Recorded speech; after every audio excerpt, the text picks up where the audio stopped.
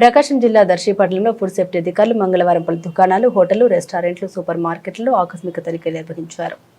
ఇందులో భాగంగా Reliance retail కు చెందిన RRR, Reliance shop, more super market, super బజార్లు, పండ్ల దుకాణాలు మరియు ఇతర ఆహార విక్రయ కేంద్రాలను పరిశీలించారు. ఈ తనిఖీల్లో కొన్ని షాపుల్లో చెడిపోయిన పండ్లు, ఫంగస్ వచ్చిన పండ్లు, నిల్వ ఉంచిన పాత ఆహార పదార్థాలు, లేబుల్స్ ఉన్న వస్తువులకు కొత్త స్టిక్కర్లు వేసి వినియోగదారులకు విక్రయిస్తున్నట్లు ఫుడ్ సేఫ్టీ అధికారులు గుర్తించారు. తక్కువ ధరకు అందుబాటులో ఉన్నాయని భావించి ప్రజలు ఇలాంటి ఆహార పదార్థాలు కొనుగోలు చేస్తే అనారోగ్యానికి గురయ్యే ప్రమాదం ఉందని అధికారులు హెచ్చరించారు. ఈ విషయాన్ని జిల్లా జాయింట్ కలెక్టర్ దృష్టికి తీసుకెళ్లనున్నట్లు తెలిపారు. సంబంధిత షాపులకు నోటీసులు జారీ చేయడంతో పాటు అవసరమైతే కేసు నమోదు చేస్తామని పేర్కొన్నారు. పై అధికారుల ఆదేశాల మేరకు దర్శిపట్నంలో ఈ తనిఖీలు నిర్వహిస్తున్నట్లు తెలిపారు. ప్రజలు ఆహార పదార్థాలు కొనుగోలు చేసే సమయంలో గడువు తేదీలు, లేబుల్స్, నాణ్యత వంటి అంశాలని తప్పనిసరిగా పరిశీలించాలని ఫుడ్ సేఫ్టీ అధికారులు సూచించారు. నాణ్యత లేని ఆహార పదార్థాలను విక్రయించే దుకాణాలపై కఠిన చర్యలు తీసుకుంటామని హెచ్చరించారు.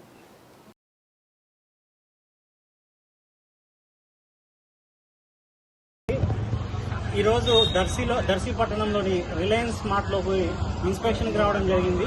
అంటే వివిధ కంప్లైంట్లను బేస్ చేసుకుని దర్శిలోని రిలయన్స్ మార్ట్కి వచ్చాము.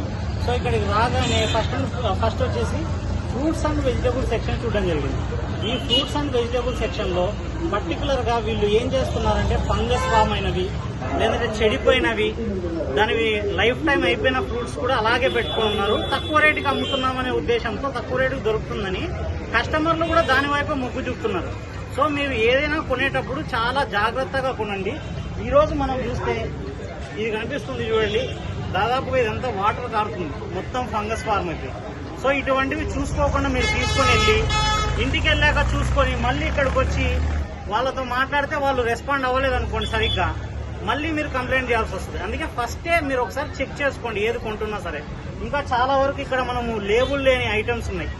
సో వీటికి ఆయిల్ అమ్ముతున్నారు, వీటికి ప్రాపర్ లేబులింగ్ లేదు, ఇలా బ్యాండేజ్ వేసి పెట్టారు. అంటే ప్యాకేజ్ డ్యామేజ్ అయితే దీనికి స్టిక్కర్లు, ప్లాస్టర్లు వేసి పెట్టారు. ఇలా లేబులింగ్ లేని ప్రోడక్ట్స్ అమ్ముతున్నారు. ఇవన్నీ కూడా మనకు లేబులింగ్ లేనివి కూడా కొన్ని మనం సీజ్ చేయడం జరిగింది. వాళ్ళకు సీజర్ నోటీస్ ఇవ్వడం జరిగింది. డ్యామేజ్ అయిన ప్రోడక్ట్స్ అన్ని కూడా డస్ట్బిన్ లో వేసి దాన్ని డిస్ట్రాయ్ చేసి డిస్ట్రాయ్ నోటీస్ కూడా వాళ్ళకి ఇవ్వడం జరుగుతుంది. సో ఈ ఎక్స్పైర్డ్ ప్రోడక్ట్స్ ఏవైతే ఉన్నాయో అవన్నీ మేము రికార్డ్ చేస్తున్నాము. ఎక్స్పైర్డ్ సీజర్ మెమో వాళ్ళకి ఇచ్చేసి దాని మీద అడ్జుడికేషన్ కేసు అనేది ఫైల్ చేసి గౌరవ జాయింట్ కలెక్టర్ గారి దగ్గర పెట్టడం జరుగుతుంది.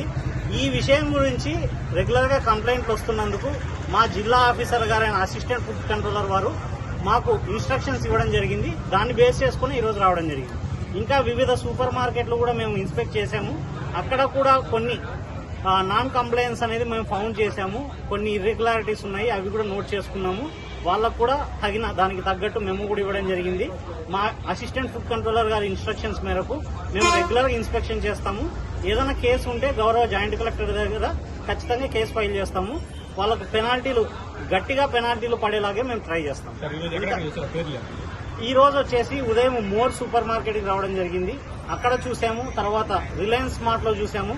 అక్కడ కొన్ని డ్యామేజ్డ్ ఐటమ్స్ చూసాము, అవి డిస్ట్రాయ్ చేయడం జరిగింది. రిలయన్స్ మార్ట్ లో కూడా కొన్ని డ్యామేజ్డ్ ప్రొడక్ట్స్ డిస్ట్రాయ్ చేసాము. ఎక్స్పైర్డ్ అయిన వాటికి సీజ్ చేసేసి సీజర్ మెమో ఇచ్చి దాన్ని గౌరవ జాయింట్ కలెక్టర్ దగ్గర కేసు ఫైల్ చేయడం జరుగుతుంది. ఈ వివరాలన్నీ కూడా మీరు మాకు అడిగితే ఎప్పుడైనా సరే మేము కేసు స్టేటస్ ఏంటి, ఎంతవరకు వచ్చింది, ఎంత పెనాల్టీ పడిందో కూడా మేము ఎప్పుడైనా మీకు సమాచారం ఇవ్వడానికి రెడీగా ఉన్నాం. Thank you.